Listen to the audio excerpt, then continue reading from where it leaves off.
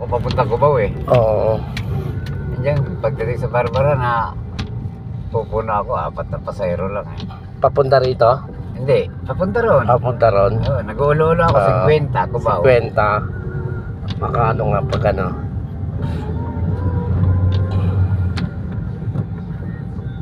Yung mga nagmamadali, Oo. sumasakay na lang eh. Nakakarating ka agad eh. Oo. Kasi nag-shortcut ako sa Marikina ako nababa tapos magbabiyaheng Rosario, Pasig Oo. para mas malapit. Ay, yung ano, sumakay sa Barbara sa papunta raw siyang Pasig, sa Marikina rin bumaba. Oo, may biyahe kasi ano dun eh, Pasig.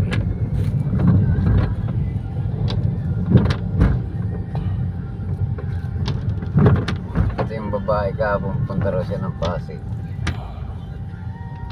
Lagi dyan kayo naparada tayo? Opo, araw-araw yun. Akin to eh. Doon ako sa taas, sa Goshe. Goshe.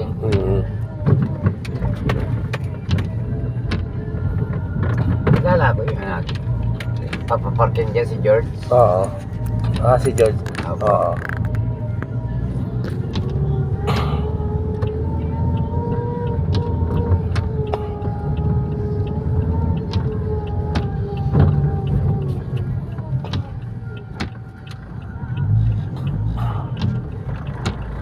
Yung ganitong oras ako mga biyahe. Kasi maaga naman akong gumagarahe. Malakas naman ng biyahe tayo. May tiyagaan lang. Maraming kalaban. Grab, joyride, mga angkas. Nagbubuking, no? Opo.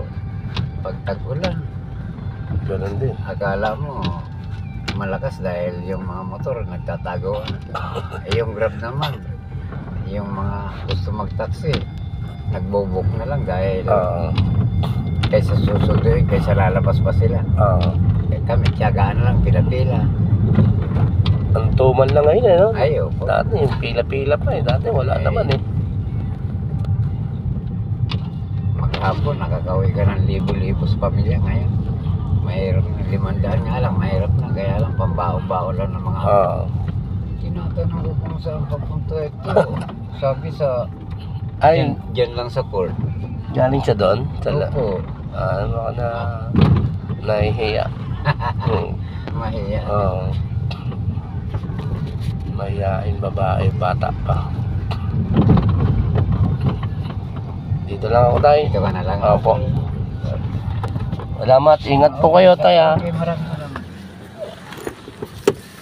Ingat po.